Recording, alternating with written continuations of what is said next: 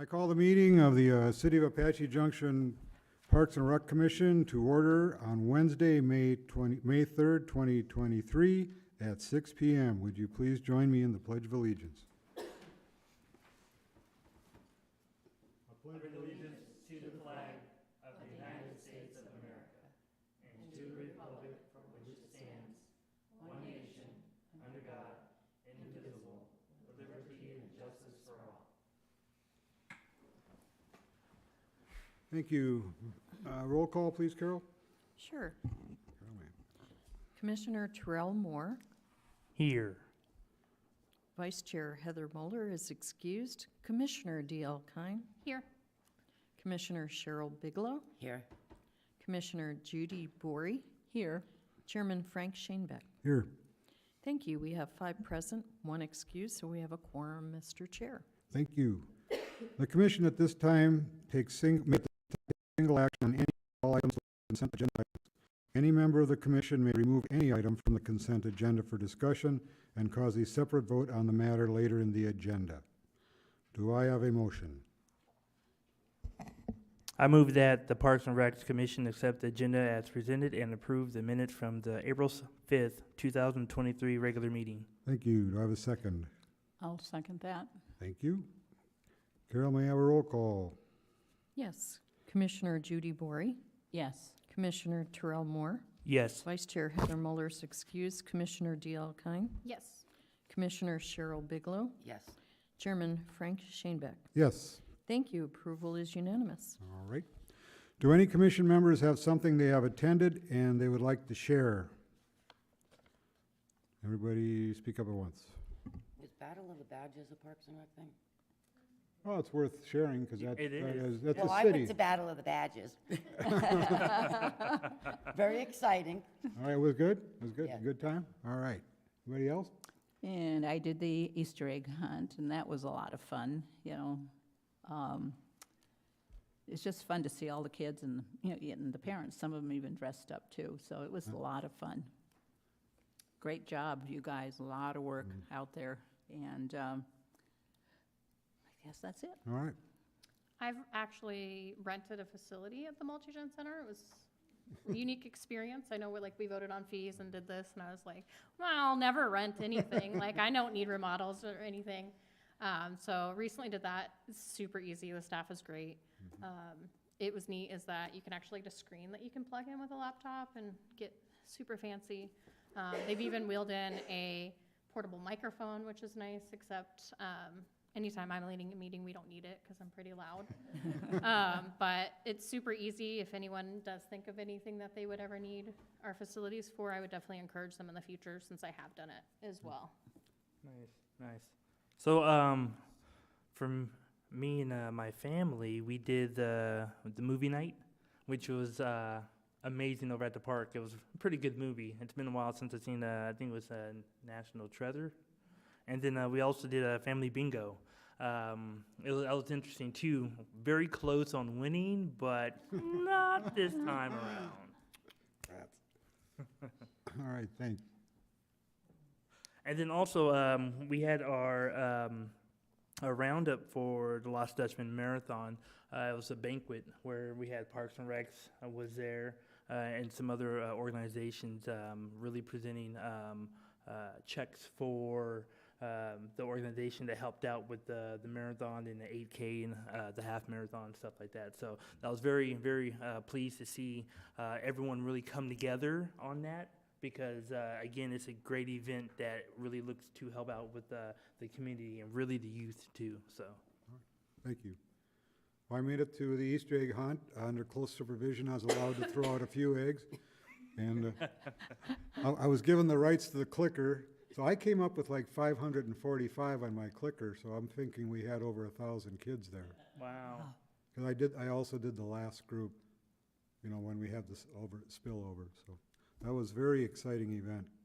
Frank, I also did the rock painting, and that was fun. I almost forgot about that, and that was a lot of fun. And boy, it took me a long time to figure out what color paints to use. And I mean, the kids that were there actually were really good at picking out their paints better than I was. So it was a lot of fun. All right.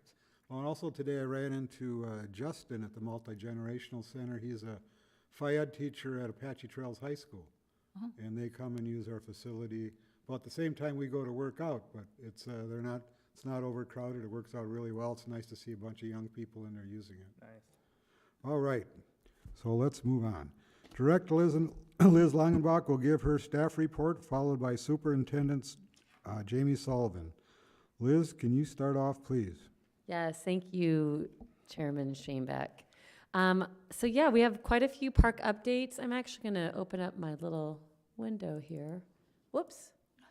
Want to share a few different things. Some of these are for later presentation, but I'll skip to a few. You might have already seen on Facebook our new playground. Let's see if this will go the right way. Awesome. So this got finished installing just about a week, maybe 2 weeks ago, week ago. And fence finally came down. All the new wood chips are in for both playgrounds, but this is one that we received a grant through Burke Playgrounds and was able to really spread our money out to have a much bigger playground unit than what we were expecting. In addition, it had a lot of already included shade, which was very desirable for this site. And we've had a ton of comments on Facebook. It's like, I don't know, do we pay for to boost it even? Yeah, so sometimes we'll boost a advertisement for something, but this was people just went nuts about the new playground. So our parks guys on the North team actually selected what they wanted to put in, and they worked with, obviously, our parks maintenance supervisor, Matt King, kind of led the whole charge. But our guys got to pick this out. They were really proud of it, but it was a really neat new amenity at Prospector Park. At Silly Mountain, I did add a few pictures of our biggest thing recently is our buffalo grass removal. So we worked with Siphon Draw Fire and Fuels. We've also posted a little bit about them on Facebook. But they did all of our trail system that had so there's a section of the trails that don't have any buffalo grass, but there's a whole section primarily on the southern side of the mountain that has a major infestation. But they hauled out 1,800 pounds of biomass, so all of the weeds and things like that, they took that in their truck and had it weighed. They had a huge, semi-truck looking vehicle to put all their bags in. And so they did this project over the course of 4 or 5 days and had about 10 to 12 people working each day. They did 30 feet on either side of the trail. And our outdoor rec / aquatics coordinator and I, Elliot, we went out last Friday to kind of check out their work, and there's definitely a great big difference. And we wish that removal was the only step, but you have to keep going back. We're going to have to do spraying. We have to do more removal during the other parts of the year, but this was a huge undertaking. They went up into the mountain a little bit, but there's still a lot there. We are working on a grant this summer that is going to help us to fully fund this project for the next 3 to 5 years. That's about what it takes to really kind of get a handle on, and it will continue to be an ongoing problem. Liz, along with that buffalo grass now, are we facing stinkweed out there? Well, there's stink net everywhere else. So unfortunately, I was really proud and too prideful on the fact that we didn't have hardly any at Silly Mountain. And then I was just at Prospector Park one day taking photos of something, and it was like, oh, it's everywhere, all around us. In the developed areas, it really isn't very, it's not really around. But in everything that is adjacent to the desert, or if wind has blown seed, it could have been seeds that have been there for 10 years dormant, and then they show up. So unfortunately, that is going to be an ongoing problem. They're mostly in their dead phase. They're drying out now. We'll have to be doing some pre-emergent around some of our areas, so that way those little balls, those are the seeds that they don't come back in the future. So that'll be our next big project, or not. Additionally, we are working on a fence project both in the front of Silly Mountain and then on the back end that separates Silly Mountain from one of the HOAs that are there. That fence is really old. It's been there from the beginning of time practically, and it is just really, really old and deteriorated in some places. And there are some issues. People get off trail that way. There's a lot of, right now there's not residents right up against that, But there are homes that will be going into that. And so they're working with us to allow access to the fence line. And that is a project that Siphon Draw will also be working on for us this year at Silly Mountain.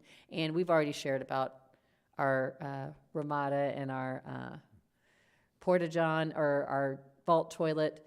The Ramada, we will also be adding benches. We're just waiting for them to finish up a few things on the Ramada, and then we'll add a little bit of granite and some picnic tables in there.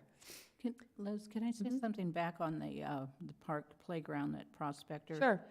I love the way it's open and that you can see if a child is Oh. climbing on it. Yeah. You can actually see everything on that equipment. That's which- actually a really great point. You know, it's more a safety Yeah. issue too, that you can see where the kids are on those climbing. Okay. Really great point. I hadn't thought of that. The MGC edition, just kind of want to let you know, so we are waiting on permits from Development Services, and we've been working on a bunch of changes to the original first submittals, but our contractor will be starting on the sewer line, that pretty much using this time right now to get that started. And that is, we want to prepare you that is going to cause some user frustrations for about 10, we hope it's only about 10 days. But we have to bring that sewer line from the far end of the MGC, so like over by the IT building and my building, it's over on that side of the MGC, and it has to be brought to the other side of the MGC for this addition to happen. And unfortunately, going through that parking lot and that roadway is the only way to do that. There is also a sewer connection by the library, on the north side of the library, but that one has to go through a wash and some other, and a parking lot. It's much more expensive, and it has its own challenges. So for this project to happen, there will be about 10 days where our drop-off, we'll have to be doing something different with our seniors that get dropped off. We have some different plans in place for that. But the libraries, they utilize a lot of that north parking lot on the north side of the MGC. We're working with them on the west parking lot that's out in front off of Idaho is going to be their only parking. And then we'll be looking at shifting a lot of our parking over to accommodate both the multi-gen center and the library. So information will be going out about that, and we just want you to be aware. We've tried many things to try to avoid that the best we can. We have postponed it as long as we can to kind of get through our winter visitor season so that we have a little less attendance. Our plan is to be starting that Sunday or Monday after our Mother's Day tea, because that's our last big event at the park, especially where there might be seniors or folks that need access to the front to be dropped off. And then wrapping it up before school gets out, because that's when we'll start to have a lot more people, but the library will also have a whole lot more foot traffic because of their reading program starting that weekend. So we kind of have this window that we've shared would be ideal for us. So just be aware, and there'll be more information going out about that. But mid-month is when that is anticipated to happen. And then one of the items that Frank had asked that we report back on that I am including in the park report is restrooms, and just to kind of share with you what has been done to date and what we still have left to do. So let me see my little list here. So right now, this is definitely taking a little longer than what we'd expect. There's a lot of things that once we got in to do something, we can't do floors until we do ceilings, so we have a lot of leaky roofs. We can't do certain things without doing other things first. And so we've been tackling the stuff that can happen. We're definitely, as most projects are, way over budget. And so we've split it up into 2 fiscal years now. So at Prospector, I'll kind of give you a rundown at each park of what's already been done and what is budgeted for next fiscal year to continue. So Prospector Park, we've spent $55,000 this fiscal year on our 2 restrooms that are there. We have done to date, right now, we have done all of the plumbing fixtures our biggest emphasis is the urinals. So those are all in-ground urinals. They've been there since the beginning. Those contribute to a lot of problems with our flooring. They're just dirty. You just can only imagine. So taking out all of the in-ground urinals is step one, and we will be putting in mounted normal urinals that you would have at a restroom. So that whole project, just the urinals alone, is about $27,000 because it's embedded into the ground. Prior to that, we repaired all of the roofs for both of those units. We got a 2-for-1 deal because the contractor did the wrong one. So we only paid for one. And they came in, they were very generous and nice, and they let us, so that was really nice. But the roof repairs were major. Those were one of our very first things that we needed to do. There is nothing we could do in the building that we wanted to let get rain and wind damaged. So the urinals, the ceilings, we do have all of the other plumbing fixtures have been replaced. Other than the urinals, those will get done June 1st. And then door frames have been purchased. So we are trading out all of the different door frames. The partitions were replaced not very long ago, a few years ago, so those will probably remain the same. There might be a couple that are needing minor repair. And then, so that was the $55,000 of this fiscal year. Next fiscal year, we've budgeted about $48,000 that will be for the drywall repairs, painting, and then the flooring.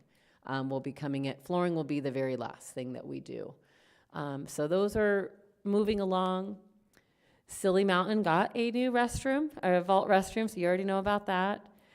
Little League, we have not started any internal improvements. This year's budget for Little League was to change from septic to sewer. That was a major thing, and that needed to be done first.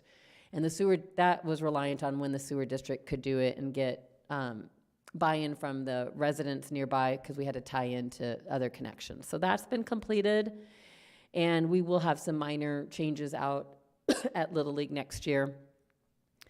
Superstition Shadows Park, this is the only one that I think is something meaningful enough to take a photo of at this moment. So a couple things. You already know that the park restroom is gone. We have in the budget, our grant is to replace that with a whole new restroom structure. That's in the budget again this coming up year. So we hope to do that. So the other restrooms are at our pool, and this was a priority this year to get this done prior to the pool opening. So this is a portion of that, of the showers. So we redid all of the tiles in the entire bathhouse, redid the shower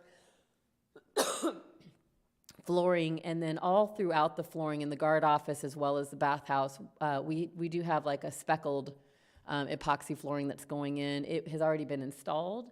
There's a lot of just little things that they are finishing up prior to opening. So they're actually back out this week doing some final improvements to that, but it looks amazingly better. We're really, really proud of the pool and how that turned out.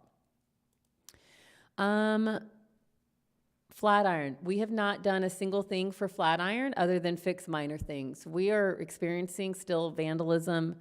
We have a really, challenging homeless and transient problem. And, we've had where they've broken in at night.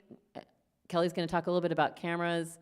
But we are not changing anything there right this moment. We're trying to work on tackling that problem and then figure out what are the things that we can do in there that are going to be the most vandal resistant, going to be the biggest issue. So we have not implemented the changes that we plan for Flatiron.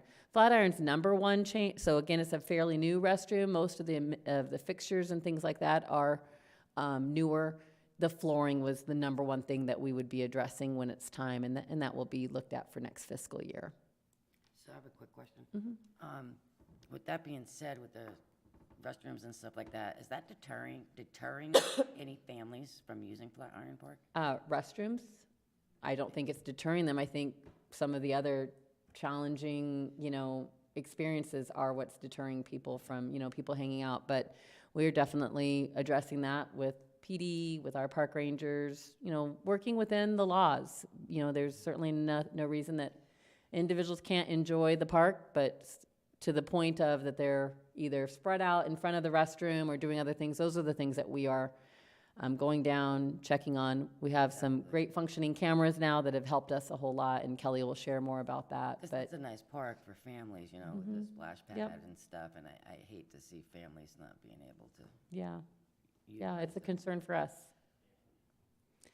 Any questions overall? That's basically the last of the restroom stuff for this fiscal, well, there's still stuff happening. And then the next round of stuff at Prospector will be happening. It's getting on the schedule for July 1 as soon as that budget year opens up. So I'm hopeful that Prospector will start wrapping up prior to the fall. And those are our two oldest restrooms. Thank you. Yep. And that concludes my park updates. Okay, presentation, discussion, and update on upcoming events and activities.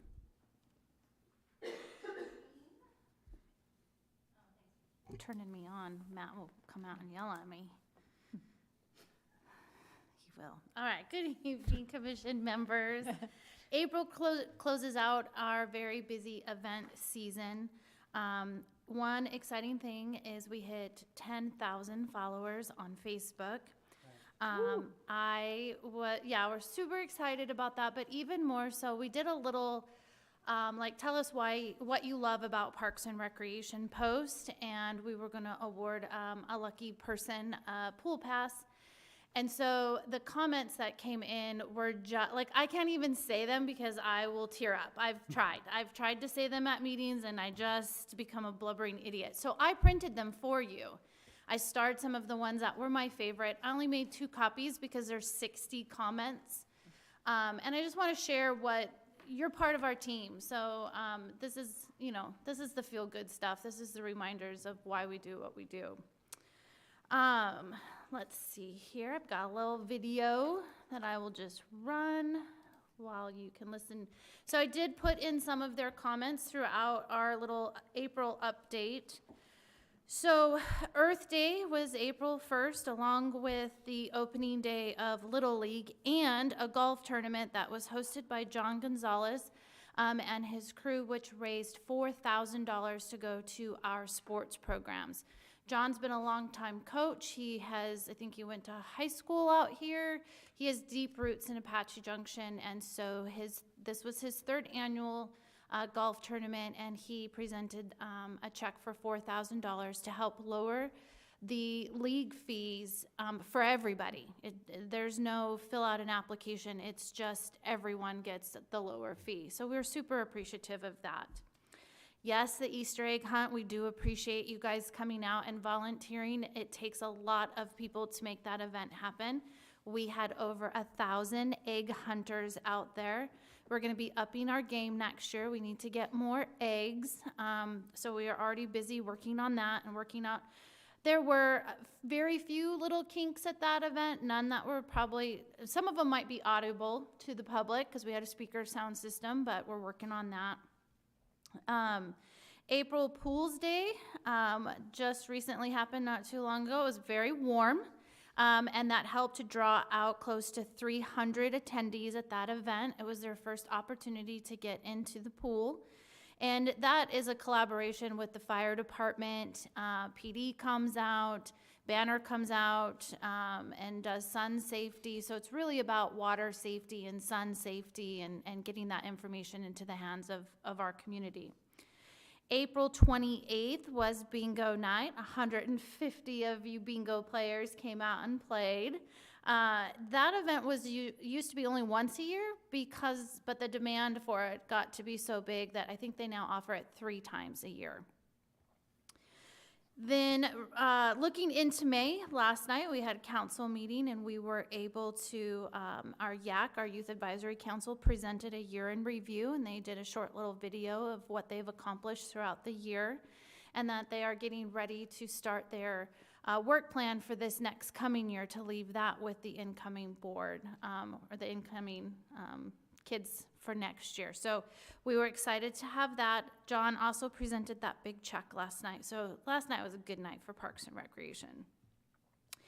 On Friday, if you want to come paint with me, yes, Judy came out. We were really happy to see her. It really is. You don't need experience. The only thing you need is to bring your own rocks because they're super heavy for us to go and get all the rocks needed.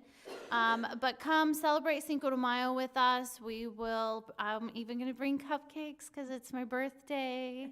I love my job so much that I'm willing to spend my birthday with all of you guys. So feel free to come out and paint. And that's 5:30 at the Multi-Gen Center.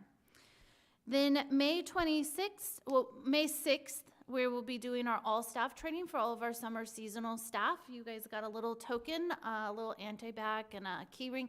That's a little something that we'll be giving to all of our part-time staff in their welcome bag. And again, I consider you part of our staff, so it felt, good to give one to you guys too. So then May 14th is Mother's Day Tea Party. If you waited until the last minute to buy your ticket, I'm sorry to tell you, but you're not going because it's sold out. So all of our tickets, 108 tickets have been sold. Oak Street sponsors the dinner part of that. They give a really nice donation to be able to keep that ticket at only $10 a person. And if we have any of our seniors that aren't able to make it, we find a way to make it so that they can go if that's something that they want to do. But we're excited for Mother's Day tea. And then May 26th will be our kickoff event at the pool. That is Friday night. It's a free night at the pool. And then opening weekend will be Memorial. Will open Saturday. And from there on out, we're going to hit the ground running, or the pool swimming. That's what we're going to do. So speaking of the pool, I want to share with you guys, I don't remember who asked, but kind of like how can we add to the pool schedule if we had more staff? So I want to show you a glimpse in a week of what it looks like at the pool. And it was really hard to kind of make a little calendar. So you can see that, so we start at 6:30 in the morning. We go on all the way up till 8 o'clock at night. The bulk of our morning time frame and evening time frame, you'll see we have our swim lessons. Then we have our open swim, and then followed by open swim is swim lessons. Then we've got water aerobics. Then we have events, usually almost every Friday night. Saturday and Sunday, the pool is open to the public to rent for private parties if they would like to. All of our Saturdays are pretty much booked in some capacity. We have 2 Saturdays not booked right now. So there isn't much time left, even if we had more staff to add programming. We are able to open 6 days this year, so we are only closed on Mondays for open swim, but you can clearly see there's still a lot going on Monday. And so if you guys have any questions about the pool schedule, again, this is just kind of a glimpse of what it looks like, but we utilize it as much as we possibly can during those hot months. And we are working on being able to extend those weekends to Labor Day, but we just have to know if we're going to have the workforce to do that. So more information to come on that later. Then the last thing I want to share with you guys is a quick update on 4th of July. So last year we had to move because of the track being redone, and so we changed things up a little bit. We weren't thrilled with the change. We felt that it was really spread out, didn't give the stage a real good stage presence, but we were thrilled to be able to still have our event, and everybody from the public was really receptive to it. But in working with the fireworks production company and also with the fire department and the police department, we said, well, what can we do to kind of bring everyone back together? Because that's what we liked about the event. And so this is what we are looking at doing this coming year. So the track is brand new, and they have put more track than there was before. I don't know how else to kind of make that understandable. There's less turf than what we've had, which means there's less comfortable places for people to sit. So we lost some of our viewing space. So we went to the fireworks production company and the police department and the fire department and said, what has to be done for us to be able to make the park where we did Halloween become our event area? So you can see here, Does it show? Yep, it does show. So this is going to become our viewing area. That's the Superstition Shadows Park area, the green area. The launch site is going to be this big red circle, and everybody felt like this was an even safer place to do the fireworks than where we have been doing it. It also helps with the debris. When the fireworks launch, they have debris that comes down, the cardboard shells, and a lot of times it ends up in our pool, and that is a lot of work for our pool guys. So moving this will help everybody, we think, in creating a better space. So we have this viewing area here. You can see that we'll have this viewing area here if people choose to. It's not the best area. And then possibly also here in this baseball field. We are working out some logistics, one of them being parking. The school is trying to work with us to possibly offer shuttles. We understand that this parking lot way down here really won't have walkable access because they can't walk through this area. So it could be that they're taking a shuttle bus and shuttling them over to that area. We're essentially swapping this area over here, east of Cactus Canyon, was largely an area people would sit in their cars and watch the fireworks. They usually did not walk over to the event. We see over time that this might flip-flop, where these Cactus Canyon viewers and parkers will start to join into the event, and maybe this parking lot over here becomes where they kind of stay in their cars. So we'll start to educate and we'll start marketing, let the folks know what the change in this looks like, and we're gonna see how it goes. So that's what we do. We change, we adapt, and then we will grow from it. We have fireworks secured this year. We have contracts signed. We're moving ahead. So we anticipate very much 4th of July celebration like we've had before in the past. So with that, that concludes my staff report, unless you guys have any questions.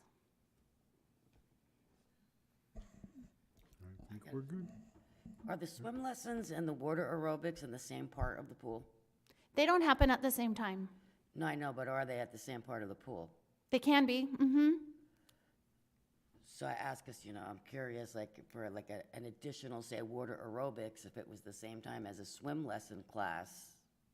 They utilize the same area that they use for swim lessons. They use the competition pool. Okay. We have looked at, like, could we do them both at the same time? And we've strategized, but I will tell you that there's not a lot of people who are taking aerobics classes who want to listen to screaming children who are trying to get adjusted to water maybe for the first time. Sure. And then there is spatial issues as well. A group of 30 people taking a water aerobics class does take up quite a bit of space in that pool.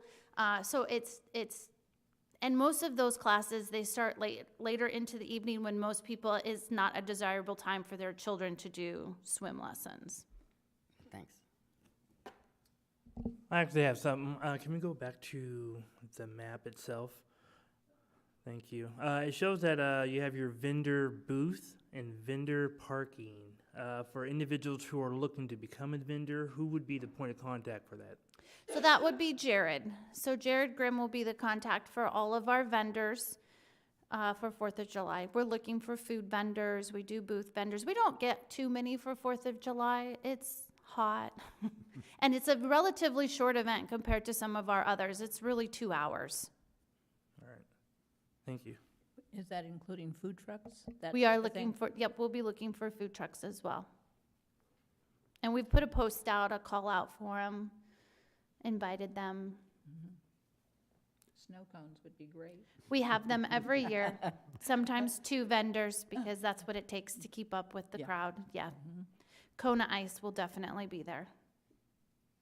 Okay, anyone else? All right, let's move on to, next is old business regarding discussion and update on the Parks and Recreation Strategic Plan presented by Liz Longenbach.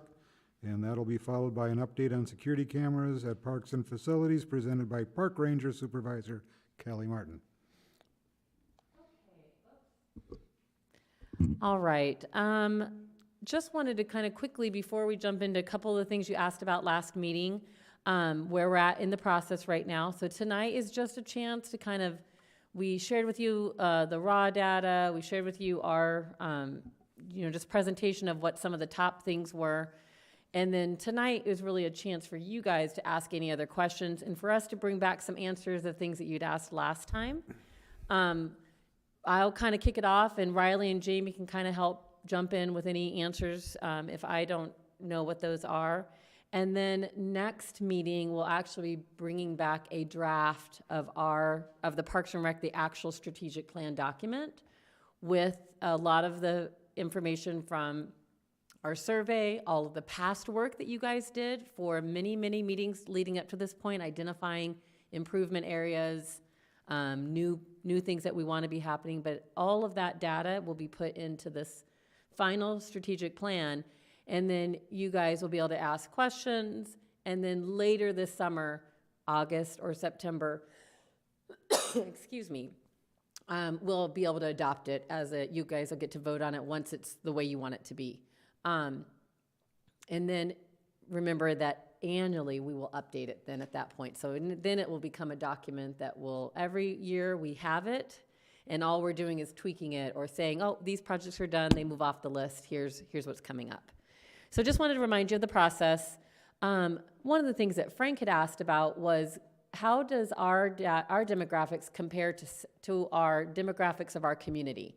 And really the only place that we can determine that from is the census. Unfortunately, hard as we tried, and we tried hard. Thank you. It was very difficult to compare with census data for a couple of reasons that I don't think I really thought of when we were talking about this last meeting, that the census is tracking everybody who lives there, and many seniors do not fill out a census for Apache Junction winter visitors, so they might not. There is no way for us to determine who are actual census selected people. Our demographic is very different compared to what the census says that we are, just because a lot of people do not count this as their residence, and they can only be counted in one place. So we found that to be a little challenging. Additionally, we didn't really create the survey with the census in mind, so the way we asked questions was a little bit differently. So I'm just going to share with you a few things, and you can take from it what you will. So gender should be a pretty straightforward question.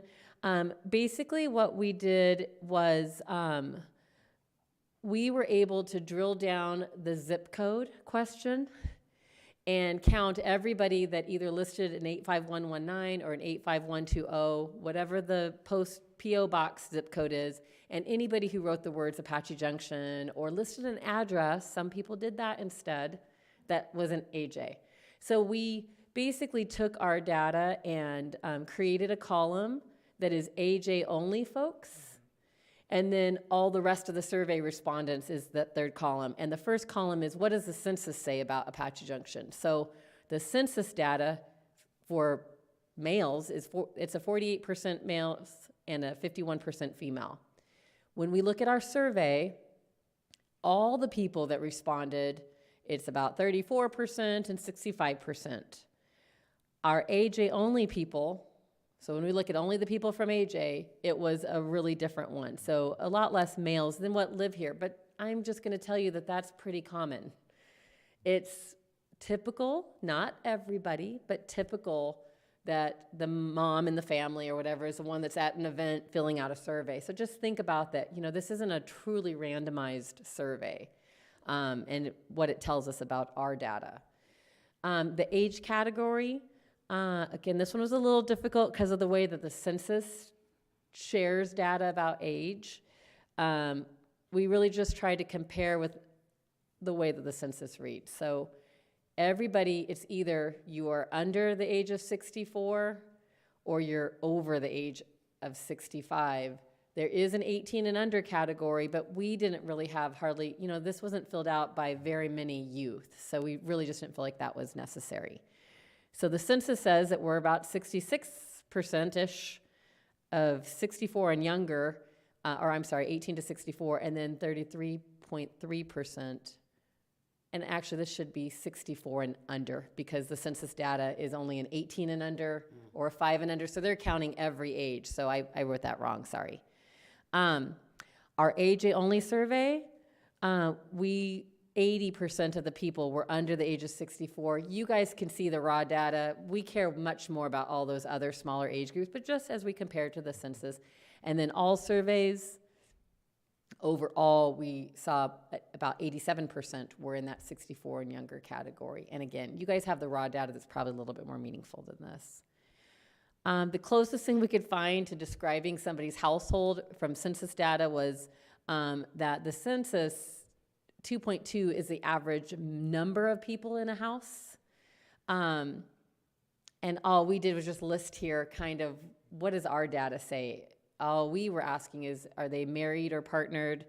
Are they single with children? Are they married, partnered with children? And this is the breakdown of our percentage. So again, not really a good way to compare.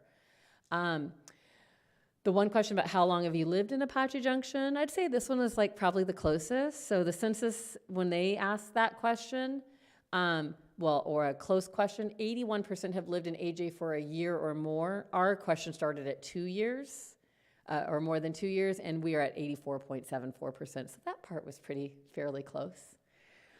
We didn't want to not show this to you. You've asked for it a couple of times, and so it's a little disappointing, just to see, because doesn't really tell us a lot, but we wanted to share with you anyway so that you understood. Thank you. It is interesting to see that.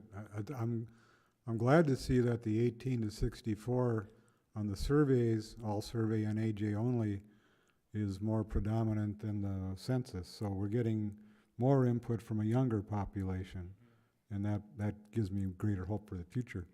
Okay, well, good. Were there so you guys were going to take some time to look over the stuff and see if there was anything we missed that, maybe that we said was one of the top 10 or the top 5 things, but maybe we missed it. And it would be easy to do. There's a lot of qualitative data that we had to really take a look at. So is there anything else from last meeting that as you guys look through it, you wanted to bring up today that we should be considering? Looks like you did another good job. Yeah. Well, they did a great job. So we are working on the draft, and that'll give your next chance. So again, it's not like you don't have another chance to say, you know what, now I'm hearing all the time that people want X, Y, Z. You'll get a chance to see that again when we bring the draft of the report. So we look forward to doing that next. Is there anything else that I said I was going to cover that I didn't? Okay. Thank you. That You're concludes welcome. that portion. Update on security cameras at parks and facilities, presented by Park Ranger Supervisor Kelly Martin.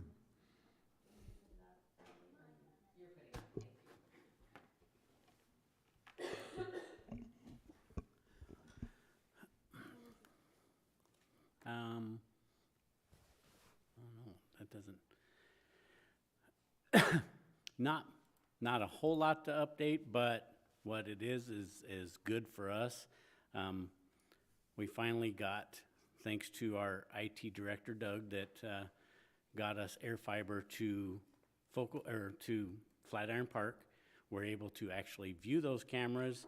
And when Pangea put the cameras in, they put us a pan tilt zoom, the PTZ camera that we can move and zoom in on different things. Couldn't use it. They didn't allow us to use it or move it or whatever. But when Doug took it, he actually did the air fiber so we can actually see the cameras and they work properly, but he also connected it to our milestone system, which we currently have, and now we're able to use that pan tilt zoom camera. We can put it just about anywhere in the park, zoom in on certain areas. I tend to leave it on the restrooms because that's where we have the most issues. So that was a big help to us. Now we have 2 cameras there. Doug is still looking into getting more cameras there. He's working with myself, Liz, and the chief on where to put those cameras and where they would be most beneficial. MGC, we added a camera to the game room, which benefits the staff there because we have a corner there that you can't really see in through there when they're sitting at the front desk, can't see what's going on, but now they have a camera that they can look at in there as well. We replaced a camera outside that was giving us fits. They came out and replaced that one as well. That one points out kind of to the playground, the entryway, and, you know, in our parking lots.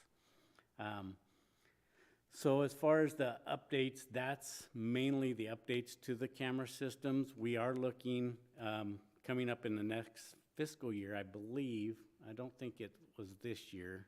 Liz, am I mistaken? They're looking at a new software program to run the cameras, which we're excited about because it's more user-friendly and we're able to do a little bit more detailed work with it. So we're excited for that. We don't know when it's coming, but that is coming down the pipe as well. And just That is in the budget. It is still in the budget for next fiscal year, so that's a planned improvement that will be coming. So we're excited. excited about that. And just to give you a few examples of what those cameras pick up. Liz was talking about, we did have a break-in to our restroom after hours. PD was called by a patron, actually one that was in the parking lot, well, on the street side. And there was 6 individuals inside there. PD came and took care of them. We were able to view on the camera what exactly happened. Somebody was picking the lock, somebody broke the lock, and we obviously had to replace it, but that was all caught on camera. So it helped them as well as us. Other good thing about the Flatiron cameras is they have this pull cameras easier than, because they have so many cameras that they look at. So they pull up that specific, they can pull up those specific cameras. If they get a call, they can pull it up and see what's going on real time. And that's the benefit of Doug putting our air fiber in over there, because they can pull it up and you can see what's going on, and it works so much better.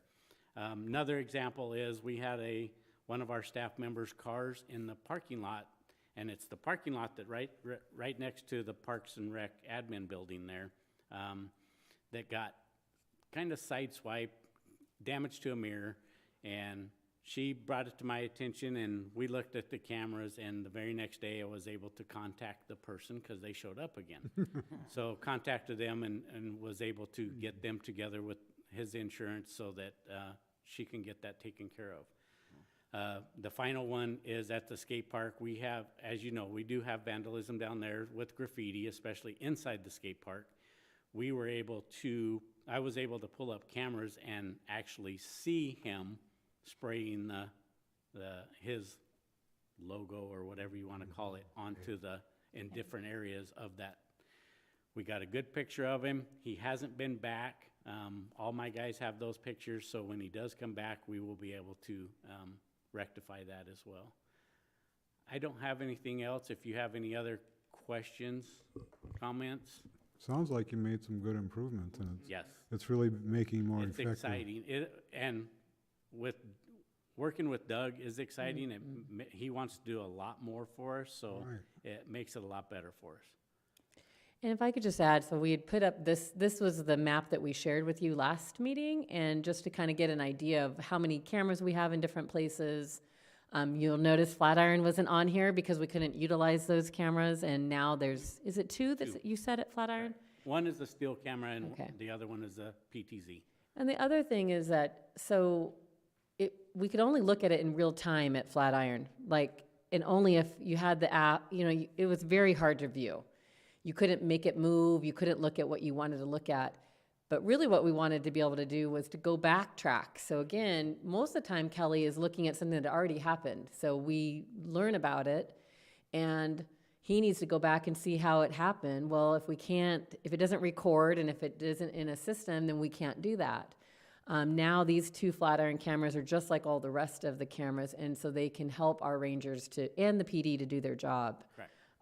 So they've done a great job. Kelly is our main guru guy. He works closely with Doug in identifying what's needed. And again, whatever questions you might have, though, we're happy to, Kelly's happy to answer. Do you see any hope with this improved surveillance, that the word will get out, that it's no longer as an easy target as it used to be? I think it's still in the process of getting that. Yeah, right, it's gonna take a while for the word to get out. Correct.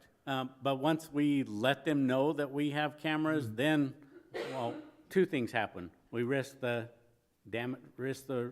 risk to damage the cameras, or, you know, like you said, everything stops where we have it. So the bad thing about the PTZ is that wherever you leave it, that's where it records. So that's why I chose to leave it on the restrooms, because we have the other one that takes care of some of the other areas. And that's, again, why we were looking at getting additional cameras in there to cover some of the other areas that would record. So, but the restrooms are a big one for us, because that's where usually we have the most issues. And the good thing about the PTZ, if we find out there's something going on in another area, I can turn the camera, set it on that, zoom it in, and then we can record on that specific area. So it works great. Sounds great. So Anybody? So the number that's in each of the rectangles, like 5, 16, those are the number of cameras? Or is that? Correct. Now, some of those cameras, as I think I talked to before, some of those cameras have actually 4 lenses in them, so they can point 4 different directions. Like the one I was talking about at the MGC that caught the parking lot, that one has 4 different lenses that we point Go one to different that parking lot, one to the front parking lot, one to the playground area, and then one back to the main entrance of the MGC. So it's not necessarily views, it's actual cameras that are there. So actually, there's more views than cameras, is Correct. what you're saying. Okay. Yeah, and same with Aquatic Center, SSP, the Parks Maintenance Yard, they all have a variety of different cameras with different views.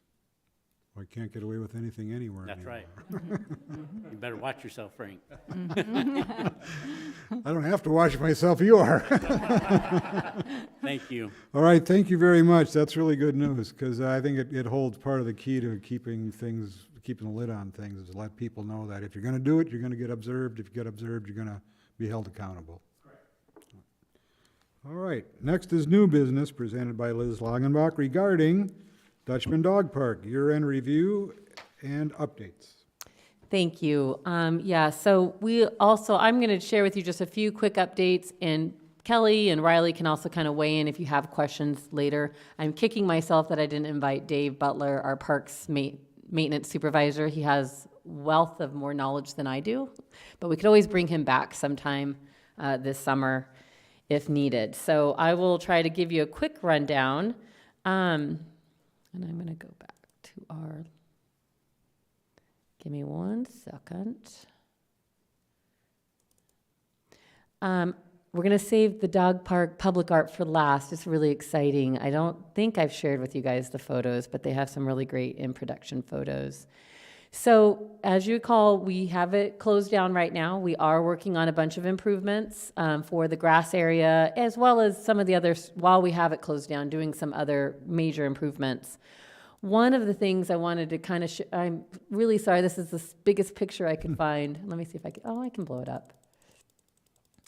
So it's kind of grainy, but this is what a dry well, the type of dry well that we installed that's in there. So Dave and his guys did this all in-house. They installed 3 dry wells. They're about 5 feet wide, and then 5 feet kind of in that diameter, and then 6 feet high. So it's a pretty big structure. This one is an example of a smaller one, but it looks exactly like this, but bigger. We installed 3 of those in the Mesquite Basin. Mesquite is the big one? Okay, thanks. And then in addition, they did 2 6x6 deep aggregate drain wells. So those have some other materials in it. They just help for that water to go someplace, and so it's not sitting up there on that grass, that top grass layer. One of the biggest reasons we wanted to do that, we had a really several huge storm events this year that are not typical, but they're becoming more typical, every 3 to 5 years. But even our typical rainstorms, if that water, so again, it's perking great, it's doing better than that drainage pond has ever done. But what's happening is that if it stays wet, if we let dogs back on it, then they're really ripping up that wet grass. And so these are ways to help it to perk even faster and to get off of that top layer faster so that we can open up sooner. And so we felt like that was a really important thing, in addition to trying to repair some problems that were caused by all of our storm damage. So that all happened in that first week. And then they were seeding with Bermuda for summer grass. I think I shared with you last time, we just really didn't get a good strong pad grown due to all the rain, due to our irrigation controller problems, all of those different things. So they wanted to do that one more time. It's coming in pretty good in most places. Dave is not super happy under some of the trees and some of the areas it just never took well. But he has some ideas for addressing that for the future. It might even be a small design thing. One of them is under the great big tree in Mesquite. And it might mean coming in with our design team and, making that be rock instead of grass, doing some different things. So he's got a lot of ideas for that. But they've also been cleaning up the channel, doing a lot of weeding that is a little bit difficult to get done. People don't love seeing herbicide sprayed and all those kinds of things while dogs are there. So they're able to tackle a lot of those types of things. And then next week, we are installing the trees on that west end that we've talked about multiple times. It's kind of adjacent to the Palo Verde area, the middle area, Palo Verde, closest to Idaho. And so that was where we had to take out. We unfortunately lost some really amazing trees during the project. They just couldn't be salvaged and they're just too old or different reasons. And so we've always talked about wanting to add shade to that side. So those are some of the things that are being done by the maintenance team right now. I ran a report. Riley, you'd be so proud of me. I ran a report in Civic Rec, and since opening, we've had 231 reservations, 55 unique users, which I think is pretty amazing. I mean, we've been open about a year, and that's of the, I just lost it, Ironwood area. Thank you. So in our Ironwood area, it has really been popular. We get a lot of questions about that, a lot of requests to be able to rent that. And so that's really something that I think we thought was going to be a good idea, but you just never know. And so I'm really proud of all the team that that's not something that's been done by a lot of other places, and it's been really, really cool for us. And then I wanted to share some of the public art photos that are really exciting.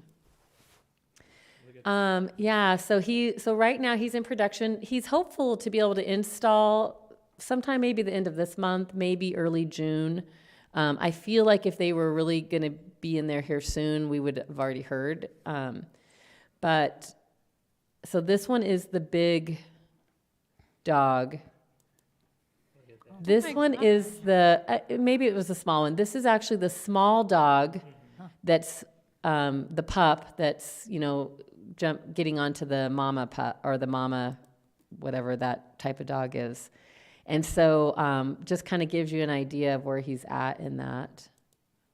And then this is the bulldog. Super cool. Bulldog doing? There you go, Jamie. Good idea. Nice PR spin. Just really neat seeing how he fabricates and all the things that he's doing.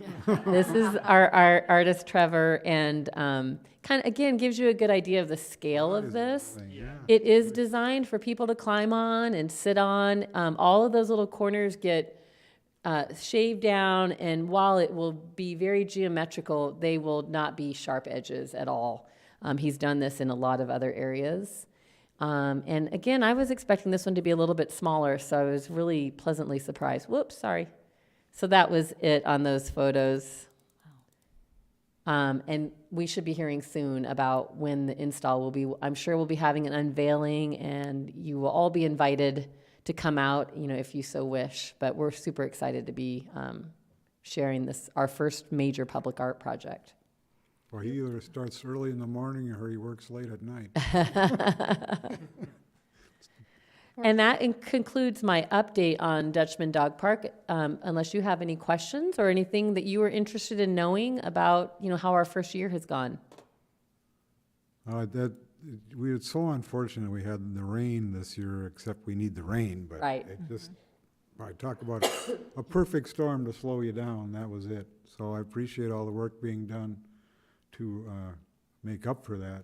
Yeah. And it's gonna be a struggle. I can see it still, that there's some bare spots there that, but Bermuda grass is wonderful. Yes, It really spreads out quite well, and when it does, it's wicked. It's tough grass. right, So I'm hoping for the best, too. yeah. I'm impressed Okay. with the reservations, 231 out of 365 days, like, Right. that's Right. huge. That's actually really That's over good. half of the days of the year, which I thought it was a cute idea. I don't even have a dog, but I was like, Right. I can rent one for a dog party, and everyone's like, you don't have a dog, and I'm like, I can treat someone else's dog to a dog party. I think also the neat thing about it is that I do think it also solves the problem where if people really don't have dogs that are ready to be there, whether we have to tell them themselves or not, or they know it themselves, it's just nice having another option so we can kind of say, well, you know what, you can still use our dog park, but here's where where you need to go. And a lot of people already know. So How much is it an hour? $8 an hour? Yeah. To me, that's insane. It's 8 for resident, 10 for non-residents. That just covers. I would just rent it to be like, my dog is bougie and doesn't want to be with the other dog. And that's why I have cats. All right, Good job. Thanks. all right. I don't think we need a call to the public tonight. No? Okay. We're going to move on to future agenda items. Does anyone have items they would like to recommend adding to the next agenda?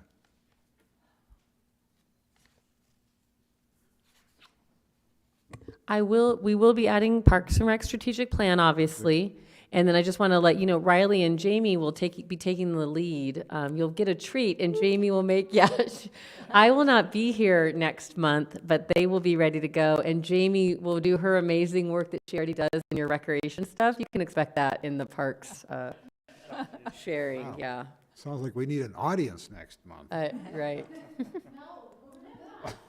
Who am I? I mean, more than our usual audience. And then aquatics, we don't need, there wasn't something else added for aquatics. Was there a grid of the timeframes, or did you just shared it? Okay, thanks. There's nothing more than at this time.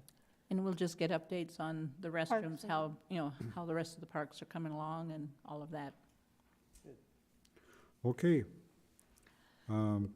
Regular meeting of Parks and Recreation Commission will be held at 6 PM on June 7th, 2023 in the City Council chambers located 300 East Superstition Boulevard. Do I have a motion to that effect? I move that the Parks and Recreation Commission hold a regular meeting on June 7th, 2023 at 6 PM in the City Council chambers located at 300 East Superstition Boulevard. Do I have a second? Second that? Thank you. Carol, may I have a roll call, please? Yes, sir. Commissioner Judy Bory, Yes. Commissioner Terrell Moore, Yes. Vice Chair Heather Muller is excused, Commissioner D.L. Kine, Yes. Commissioner Cheryl Bigelow, Yes. Chairman Frank Shanebeck. Yes. Thank you. It's unanimous, sir. I join this meeting at 7:02 PM.